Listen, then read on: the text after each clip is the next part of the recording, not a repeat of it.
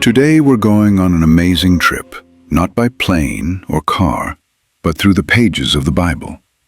We'll discover how God spoke about a land called Persia, which we now know as Iran. These ancient words show us why Persia rose to power, how it fits into God's big story, and what might happen to Iran in the future. Imagine you're opening a giant storybook, its pages glowing with wisdom. Let's tiptoe inside and read what the prophets and kings wrote long ago, words that still speak to us today. First, let's meet Persia.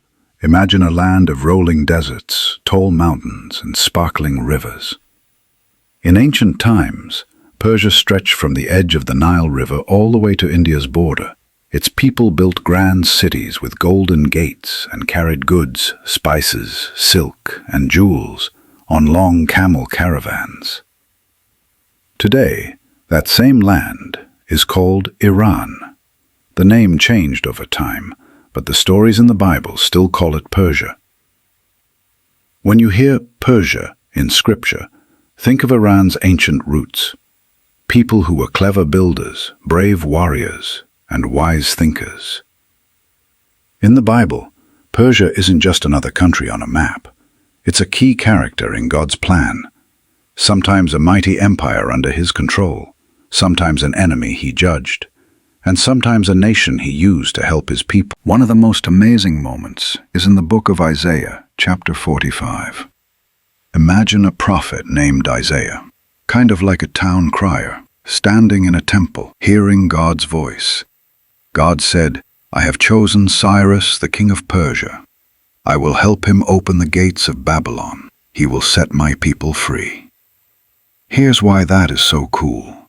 Cyrus was born nearly 100 years after Isaiah's day. Isaiah had never met Cyrus, yet God spoke Cyrus's name decades before he became king. Think of it like this. You and I are making a cake, and I say, in 10 years, my friend Alex will come and eat this cake.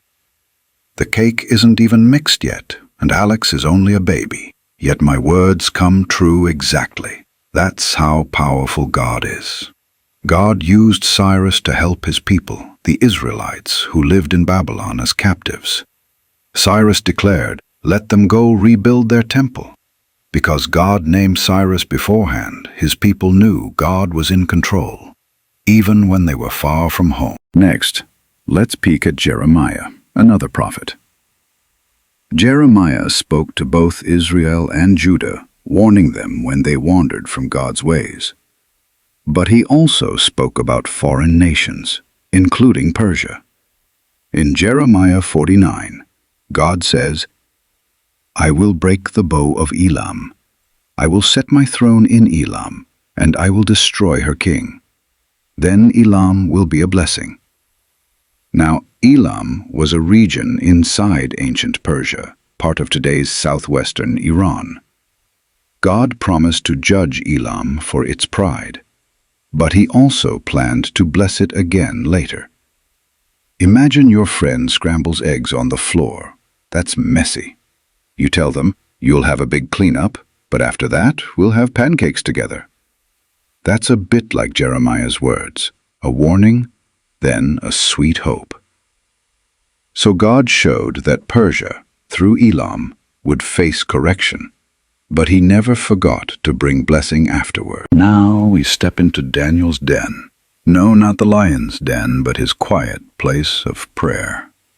One night, Daniel had a strange, vivid dream, recorded in Daniel 8. He saw a ram with 2 big horns charging from the east and west, then a goat with a single sharp horn from the west, beating the ram. Daniel learned that the ram was Media Persia, and the goat was Greece. The great horn of the goat was Alexander the Great, who defeated the Persian Empire. Imagine 2 playground warriors. One stands strong with 2 water balloons, the ram. The other charges with a paintball gun, the goat, and wins the game. That's how Greece overtook Persia. God gave Daniel this dream so Daniel and his friends would know that empires rise and fall by God's design. Persia was mighty, but Greece was next in line, just as God had planned. But Daniel's story has an even deeper twist. In Daniel 10, Daniel prays for 3 weeks. An angel arrives and says, "The prince of Persia resisted me for 21 days. That prince wasn't a king on earth, but a spiritual force, a demon in charge of Persia's oppression. God's angel fought that demon behind the scenes while history played out above ground. It's like 2 invisible teams having a tug of war over a nation while people only see the rope moving. Historians see armies, but Daniel saw a higher battle. This shows us nations have both human stories and spiritual realities.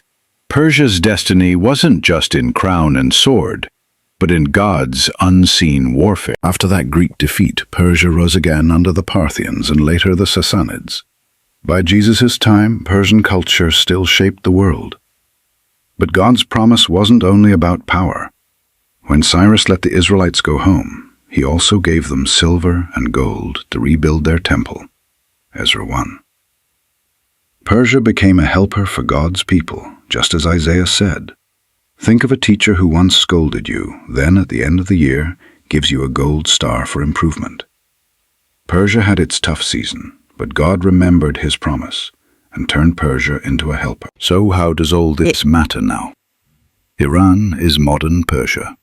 Though governments change, God's words stand firm. He can correct a nation yet still use it for good. Warning and judgment may come when pride grows. Hope and blessing follow when hearts turn back to God. Spiritual battles continue, unseen behind headlines. God's ultimate plan is peace, when every nation bows not in fear, but in friendship. For Iran, that means the same chance every person has, to listen to God's gentle voice, turn from selfish pride, and become a blessing to the world. The prophets look forward to a day when all nations live in peace.